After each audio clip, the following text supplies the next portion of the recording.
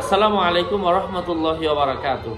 আজকের এই ভিডিওতে এক বোন প্রশ্ন করেছিলেন, আমরা সেই বিষয়টা নিয়ে আজকে আলোচনা করব যে স্বামী 3 বছর আগে তাকে তালাক দিয়েছে, তো 3 বছর পরে স্বামী আবার তাকে ফিরিয়ে নিতে চাচ্ছে। স্বামী অন্য কোথাও বিয়ে করলেও এই মহিলা যাকে ডিভোর্স দেওয়া হয়েছে সে অন্য কোথাও বিবাহ বসেননি, তো এই 3 বছর পরে তার পূর্বের স্বামী আবার তাকে নিতে পারবেন কিনা এই বিষয়ে ইসলাম কি বলে।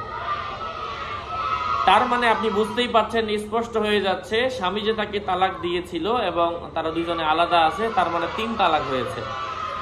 ওই 3 তালাকের পরে এখন স্বামী যদি আবার তাকে বিয়ে করতে চায়, এই অনুমতি ইসলাম তাকে দেয় না। কারণ কি? কারণ হচ্ছে আপনার যদি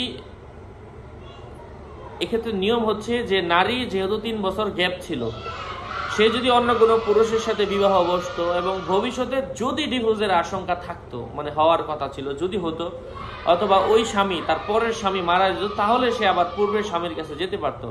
যেহেতু সে বিয়েও বসে নাই, বিয়ে না বসলে তো ওই স্বামীর মারা যাওয়ার কথা অথবা তাকে ডিভোর্স দেওয়ার প্রশ্নই ওঠে না। এজন্য সে প্রথম স্বামীর কাছে আবার যেতে পারবে না, এমনকি 10 বছর পরে 20 বছর পরেও যেতে পারবে না। এই অনুমতি ইসলাম তাকে দেয়নি। আল্লাহ পাক আমাদের সবাইকে বোঝার তৌফিক দান করেন। আরও আপডেট পেতে আমাদের সাথেই থাকবেন, সুস্থ থাকবেন, ভালো থাকবেন। আমার পেজ এবং আমার আইডি লিঙ্ক ভিডিও ডিসক্রিপশন বক্সে দেওয়া, এর বাইরে অন্য কোনো পেজ নাই, আইডি নাই, সাবধান। আমার নাম আর ছবি থাকলে ওইটা আমি না, প্রত্যেকটা ভিডিওতে আমরা সাবধান করছি, সতর্ক করছি। বারবার বলার পরেও সাবধান না হলে এর দায়ভার আমরা নিচ্ছি না। আসসালামু আলাইকুম ওয়া রাহমাতুল্লাহ।